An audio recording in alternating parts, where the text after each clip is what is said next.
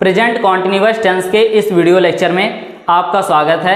आज के इस वीडियो लेक्चर में हम देखने वाले हैं प्रेजेंट कॉन्टिन्यूअस टेंस के सेंटेंस को कि प्रेजेंट कॉन्टिन्यूअस टेंस का सेंटेंस क्या होता है, किस तरह से हम पहचानते हैं कि ये सेंटेंस प्रेजेंट कॉन्टिन्यूअस टेंस का सेंटेंस है और क्या रूल होता है, क्या स्ट्रक्चर होता है प्रेजेंट कॉन्टिन्यूअस टेंस के सेंटेंस को बनाने का।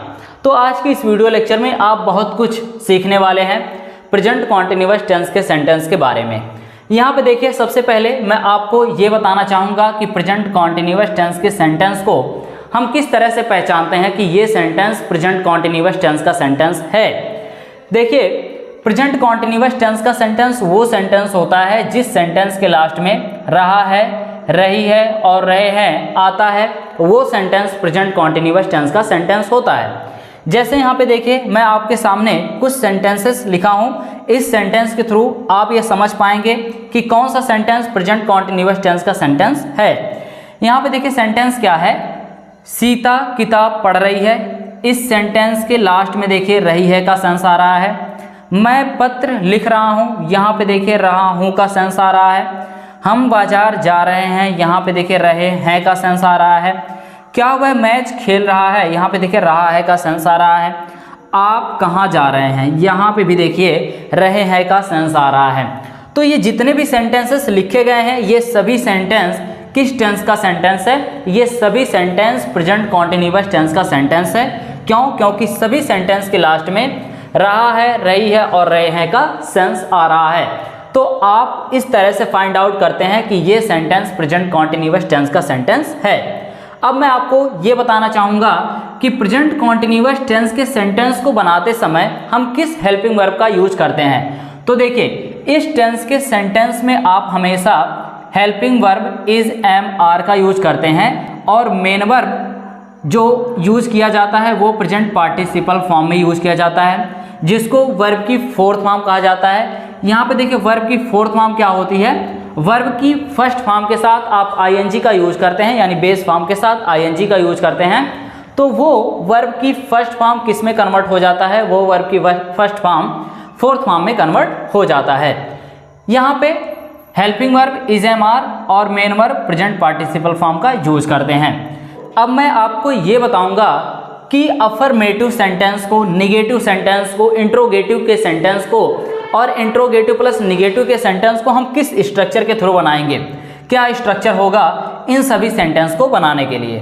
तो यहाँ पे देखिए, अगर आपका सेंटेंस अफर्मेटिव सेंटेंस होगा यानी सकारात्मक वाक्य होगा, तो सबसे पहले आप सब्जेक्ट का यूज करेंगे, उसके बाद सब्जेक्ट के अकॉर्डिंग इज, एम, आर का, उसके बाद वर्ब की फोर्थ फॉर्म का जिसे प्रेजेंट पार्टिसिपल फॉर्म कहा जाता है, मैंने अभी आपको बताया, उसके बाद ऑब्जेक्टिव पार्ट और लास्ट में फुल स्टॉप, इसका यूज करेंगे तो आपका अफर्मेटिव का सेंटेंस बहुत ही इजीली तरीके से बन जाएगा। अब यहाँ पे एक क्वेश्चन और आता है कि किस सब्जेक्ट के साथ हमें इसका यूज करना है, किस सब्जेक्ट के साथ हमें एम का और किस सब्जेक्ट के साथ हमें आर का यूज करना है। तो देखिए, अगर आपको पर्सन के बारे में पता है कि पर्सन क्या होता है, फर्स्ट पर्सन का सिंगुलर, फर्स्ट पर्सन का प्लूरल, सेकंड पर्सन का सिंगुलर, सेकंड पर्सन का प्लूरल, थर्ड पर्सन का सिंगुलर और थर्ड पर्सन का प्लूरल सब्जेक्ट क्या होता है, तो देख लीजिए। अगर ये नियम आपको पता है तो सुन लीजिए कि अगर आपके सेंटेंस में सब्जेक्ट के तौर पे थर्ड पर्सन का सिंगुलर सब्जेक्ट आता है तो थर्ड पर्सन सिंगुलर सब्जेक्ट के साथ आप इसका यूज करेंगे, और अगर आपके सेंटेंस में सब्जेक्ट में फर्स्ट पर्सन का सिंगुलर आता है तो फर्स्ट पर्सन सिंगुलर सब्जेक्ट के साथ एम का यूज करेंगे, और बाकी सभी सब्जेक्ट के साथ आप किसका यूज करेंगे, आर का यूज करेंगे। और अगर आपको ये नहीं पता है कि पर्सन क्या होता है, तो देखिए मैंने आपके लिए यहाँ पे एक ट्रिक रेडी किया है। वो ट्रिक क्या है कि अगर आपके सेंटेंस में सब्जेक्ट के तौर पे आई आता है तो आई के साथ आप एम का यूज करेंगे।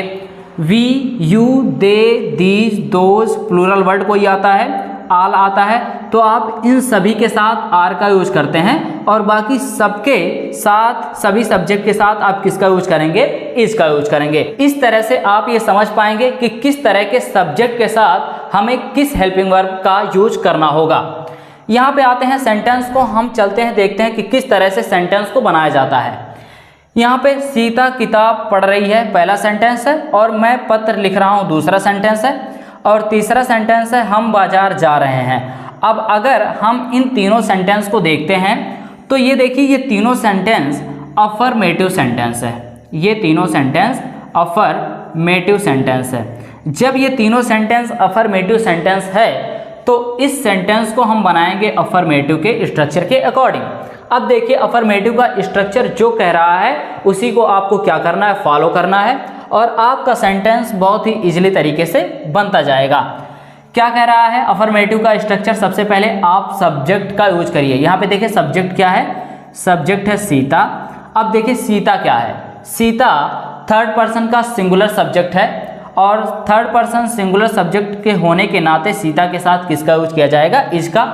यहाँ पे देखिए वर्ब, मेन वर्ब क्या है, पढ़ना।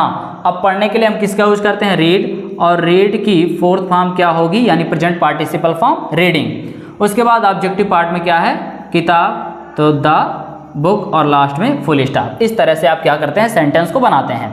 मैं पत्र लिख रहा हूँ, आप सेंटेंस को बनाएंगे, ये बनेगा I am writing a letter, I am writing a letter. यहाँ पे देखिए आई के साथ किसका यूज किया गया है, एम का। क्यों? क्योंकि आई फर्स्ट पर्सन का सिंगुलर सब्जेक्ट है, और यहाँ पे आपको ट्रिक में भी बताया गया है कि आई के साथ आप किसका यूज करेंगे, एम का यूज करेंगे। हम बाजार जा रहे हैं, इस सेंटेंस को बनाएंगे तो ये बनेगा we are going to market. यहाँ पे देखिए वी के साथ किसका यूज किया गया है, आर का यूज किया गया है। तो इस तरह से आप क्या करते हैं, अफर्मेटिव सेंटेंस को बनाते हैं। लेकिन अगर आपका सेंटेंस अफर्मेटिव के बजाय निगेटिव सेंटेंस होता है, यानी नकारात्मक वाक्य होता है, तो आप किस तरह से बनाएंगे। यहाँ पे देखिए, मान लीजिए ये सेंटेंस इस तरह से हो, सीता किताब नहीं पढ़ रही है, मैं पत्र नहीं लिख रहा हूँ, हम बाजार नहीं जा रहे हैं। तो यहाँ पे देखिए आपको क्या करना है, यहाँ पे आपको निगेटिव सेंटेंस का स्ट्रक्चर बताया गया है कि निगेटिव सेंटेंस का स्ट्रक्चर क्या होता है। सब्जेक्ट का यूज करने के बाद आप इज, एम, आर, जो क्या है हेल्पिंग वर्ब है, इसका यूज करेंगे। उसके बाद नॉट का, हेल्पिंग वर्ब के बाद तुरंत आपको किसका यूज करना है, नॉट का यूज करना है। और वर्ब की कौन सी form, fourth form, objective part, और लास्ट में फुल स्टॉप का यूज करना है। तो आपका सेंटेंस जो निगेटिव सेंटेंस होगा वो बहुत ही इजीली तरीके से बन जाएगा। सीता किताब पढ़ रही है, सीता किताब नहीं पढ़ रही है। मैं पत्र लिख रहा हूँ, मैं पत्र नहीं लिख रहा हूँ। हम बाजार जा रहे हैं, हम बाजार नहीं जा रहे हैं। आप क्या करेंगे, इसके बाद नॉट का यूज कर देंगे, Sita is not reading the book. मैं पत्र नहीं लिख रहा हूँ, I am not writing a letter. हम बाजार नहीं जा रहे हैं, we are not going to market. तो यहाँ पे देखिए आपने इसके बाद, एम के बाद और आर के बाद किसका यूज कर दिया, नॉट का यूज कर दिया। तो आपका सेंटेंस बहुत ही इजीली तरीके से बन गया। अब हम आते हैं अपने इंट्रोगेटिव सेंटेंस पर कि इंट्रोगेटिव का सेंटेंस जब होगा तो हम किस तरह से इंट्रोगेटिव के सेंटेंस को बनाएंगे, यानी प्रश्नवाचक वाक्य को किस तरह से बनाया जाएगा। तो देखिए यहाँ पे आपको बताया गया है कि इंट्रोगेटिव का सेंटेंस जब होगा तो इंट्रोगेटिव का स्ट्रक्चर अप्लाई करना है। इंट्रोगेटिव का स्ट्रक्चर क्या है कि सबसे पहले आप WH फैमिली का यूज करते हैं। WH फैमिली का यूज करने के बाद आप इज, एम, आर यानी हेल्पिंग वर्ब का यूज करेंगे तुरंत। उसके बाद सब्जेक्ट का यूज करेंगे। उसके बाद वर्ब की कौन सी form, fourth form, objective part, और लास्ट में क्वेश्चन मार्क का यूज करेंगे। तो आपका इंट्रोगेटिव का सेंटेंस यानी प्रश्नवाचक वाक्य बहुत ही इजीली तरीके से बन जाएगा।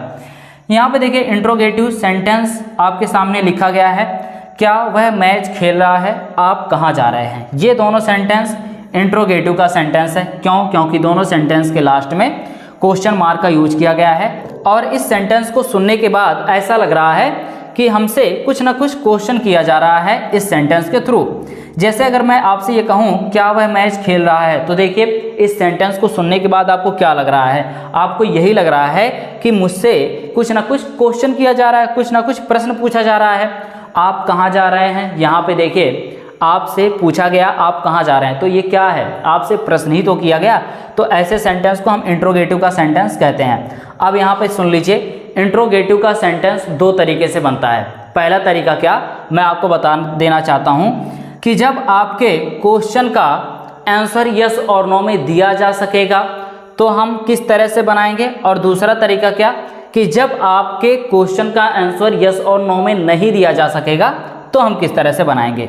यहाँ पे देखिए, अगर मैं आपसे ये कहूँ क्या वह मैच खेल रहा है, तो क्या इस क्वेश्चन का आंसर यस और नो में दिया जा सकता है? हाँ, इस क्वेश्चन का आंसर आप यस और नो में दे सकते हैं। आप कह सकते हैं हाँ या आप कह सकते हैं ना। लेकिन अगर मैं इस सेंटेंस को आपसे कह रहा हूँ आप कहाँ जा रहे हैं, तो देखिए क्या इस क्वेश्चन का आंसर आप यस और नो में दे सकते हैं? नहीं, इस क्वेश्चन का आंसर यस और नो में नहीं दिया जा सकता।